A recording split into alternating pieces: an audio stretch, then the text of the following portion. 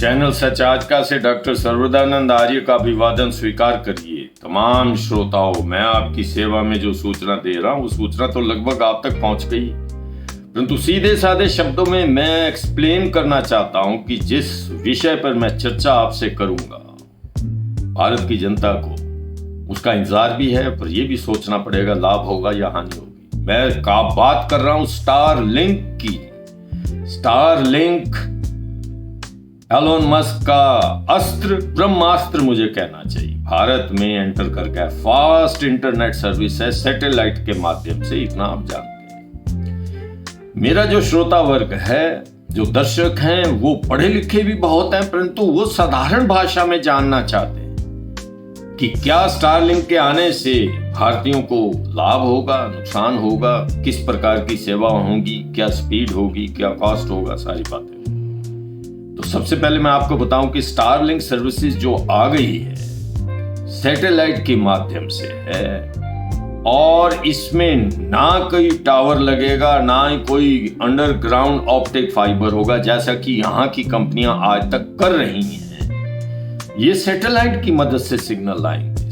Space x हैं, यानी इनका सैटेलाइट का एक नेटवर्क है जिसको धरती के बिल्कुल नजदीक 7,000 से ज्यादा इनके सैटेलाइट घूम रहे हैं इस कंपनी के।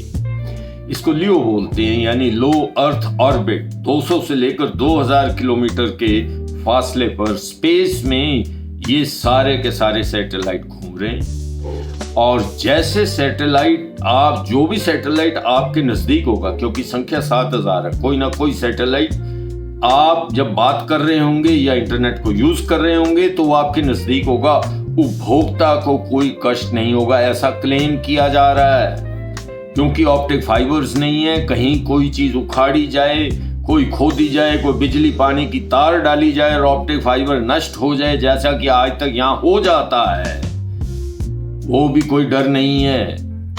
और जो टावर हैं, यदि टावर डैमेज कर दिया जाता है, कोई आंदोलन होता है, उससे टावर गिरा दिए जाते हैं या टावर अपने आप गिर जाते हैं, और टावर को इंस्टॉल करना ही अपने आप में बड़ा एक कॉस्टली प्रोसेस है, उसकी भी जरूरत नहीं है। ये स्पेस में घूमते हुए सैटेलाइट, चाहे किसी भी तरह का उसमें वातावरण हो, चाहे बादल हो, चाहे बारिश हो, और चाहे स्नोफॉल हो रहा हो, आपका कम्युनिकेशन टूटने नहीं देंगे, ऐसा क्लेम किया जा रहा है। और ये टेक्निकल क्लेम है, मैं समझता हूं, मैं भी इससे सहमत हूं। ये भी कहा जा रहा है कि क्योंकि हमारे रिमोट एरियाज में इसमें इंटरनेट बहुत ही स्लो चल रहा है, खासतौर पे रूरल इलाकों में। और आप जानते हैं 70% भारत की पॉपुलेशन जो है वो ग्रामीण क्षेत्रों में है, और यदि उनको वहां पर इंटरनेट सर्विसेज प्रोवाइड कर दी जाएं तो वहां भी उद्योग फलेंगे फूलेंगे और शहरों की तरह उनका विकास होगा। इस प्रकार का सपना दिखाया जा रहा है, परंतु अब हम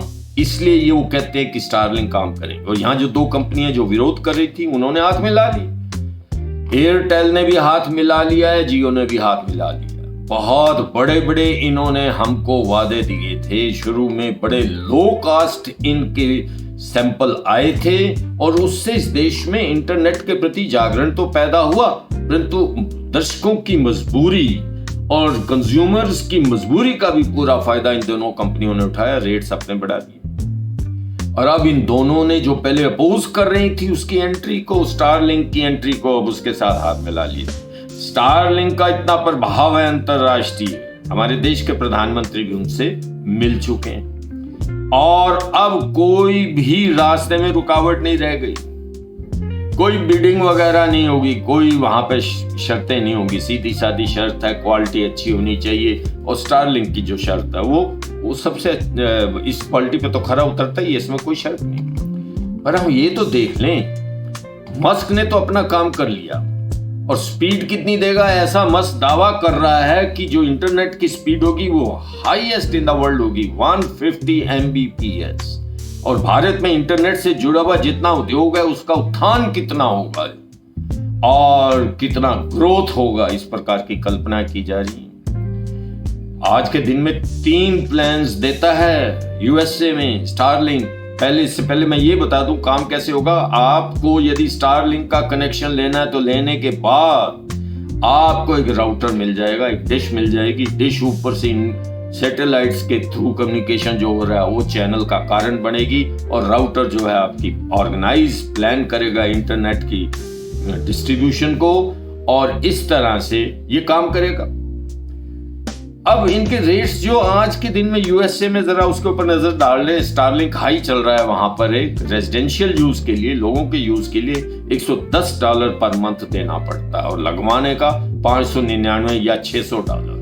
आप यदि कन्वर्ट कर ले तो $9500 तो इनकी पर मंथ जो है वो खर्चा आ जाता है, और $52,000 लगाने का खर्चा।